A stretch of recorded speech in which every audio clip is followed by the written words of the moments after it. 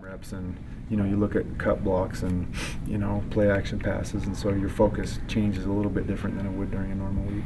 How do you prep guys for cut blocks like that? Got to throw stuff at their ankles and knees, and some guys believe in using a live person. We have other drills that we've used over the years that we feel like has helped our guys, and I think early in the game it takes a drive or two to kind of get used to it. You probably fall on your face and eat some dirt probably the first 2 or 3 series, but then once you get used to the tempo of it, then it gets better, faster. So why were you guys so successful stopping it last year? Guys did their assignment in our system, and then in my opinion we had really, really good players. When you have Ziggy and Romney and Russell playing the option playing the front, pretty good, and they did their jobs exactly right, and Ogletree and Wona and Kyle and Spencer and those guys, they just did a really nice job. And I think also last year our offense ate up the clock, and we were playing with a lead, so clock management, playing with a lead, and then everyone doing their jobs is going to give you a chance against the option. Bronco was humble about it when we asked him, but is he some type of option master, some type of wizard? I mean, I think we know what we're doing, and I think Coach Mendenhall knows what he's doing, and it's from experience.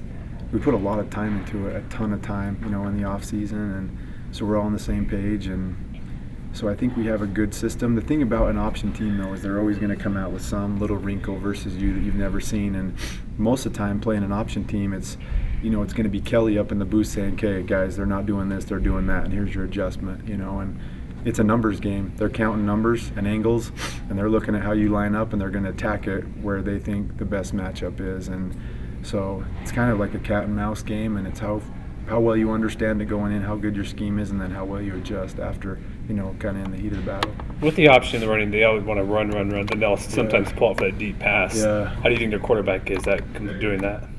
I mean, I think that in a play-action pass, when they're successful, the DBs or the linebackers or whoever is responsible in coverage is looking at the wrong thing, and it probably doesn't take a great throw because the guy's either going to be wide open and he's going to have a long pass, or he's going to be covered and there won't be any problem. So, I mean, to me, when I watch them, their quarterbacks are adequate at throwing the ball down the field, and they got big old receivers. So it's more of if you can cover it. If you cover it and you're in the right position and you're not biting on the run, then you'll be okay. But if you're biting on the run, then shoot, probably anybody can complete one of those passes, because it's run, then you fall asleep, and then it's a deep pass. Who's the scout team quarterback this week? Christian Stewart, good man. Probably the best. I mean, I thought he's done a really good job. Christian, he's a good player. It's been fun watching him. It's fun watching those options. I love watching the option. It's fun. Defending it not so much? I mean, it's fun to defend, too, because you got to be right. There's so much schematics and guys doing the exact right thing, so it's fun. On that pass, you said if you can cover it. Yeah. How does your secondary match up against those big receivers that you talk about? If they look at what they're supposed to look at, they'll be in position to make the play. If they're not covering them, that means they looked at the wrong thing and they're going to be open. So it's a matter of doing your job, not a matter of lining up against a guy that's going to take you deep and beat you one-on-one. I just think it's a matter of concentration and doing exactly what you're supposed to do. You going to have a full contingent this week with Tyler Beck back? And Tyler's back. Yeah, we're ready to go. Manoa's playing good. I think he's playing really good. Alani's playing good. Jeremiah's got a lot of reps. We have Blake and a couple of those guys that are playing good in the secondary. Mike Haig's healthy. Got everybody ready to go.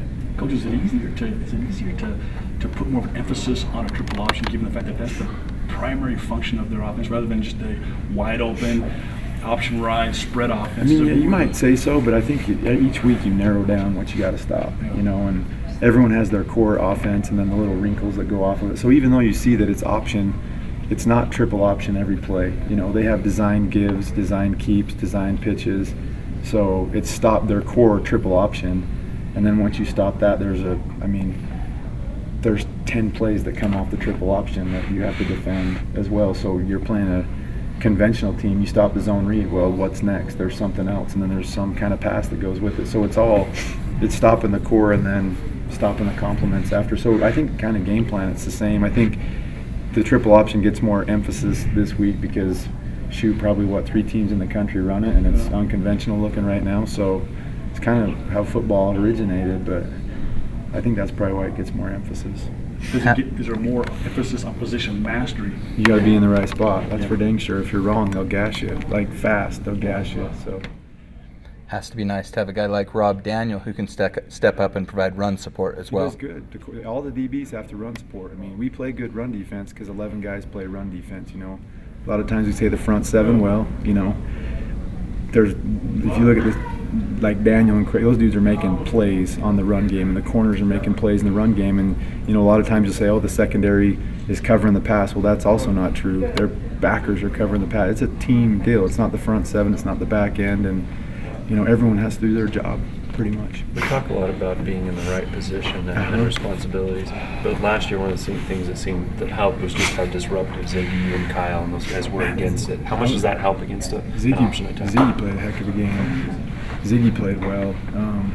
You know, this scheme kind of negates a little bit. I don't want to say totally, but like that outside backer position's a different position because he's the quarterback. He's his key most of the game, and so they don't block him.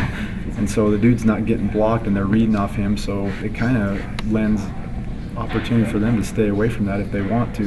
You know, it's sure good having him there because if they do, you know, quarterback keeps it, we're in good position. But man, I thought our defensive line was disruptive last year. Russell and Ziggy and Romney, those three guys, they played it really good, those guys. And overall, I thought Preston, if you watch the tape last year, Preston had a heck of a game last year. So, and most of the guys did, but you know, the guys that jump out, obviously Ziggy jumped out at me, Russell jumped out. I thought Preston kind of jumped out a little bit too. How important is it to get that disruption from your front? You got to have a negative play. I mean, if they chip at you 3 yards, 3 yards, 3 yards, they're going to go for it on fourth down every time in 2 or less, and then you don't get the punt team out there. And you know, for them to go 0 for 10 on third downs last year, that's unheard of. And they were third and long. If you get them in third and long, you got a chance. If you get them in third and 2, they're gonna get first downs. That's the way it goes on fourth down. The thing's designed for 3, 4 yards, bust one, you know, stay patient, ball control. So, yeah, you have to have some calls into it that are going to be disruptive where you know, okay, 1st and 10. In this series, we got to have a play that is behind the line of scrimmage so that we can get in a manageable situation. Because if you just play it straight all the time, it's going to chip, chip, chip, first down, chip, chip, chip, first down. So.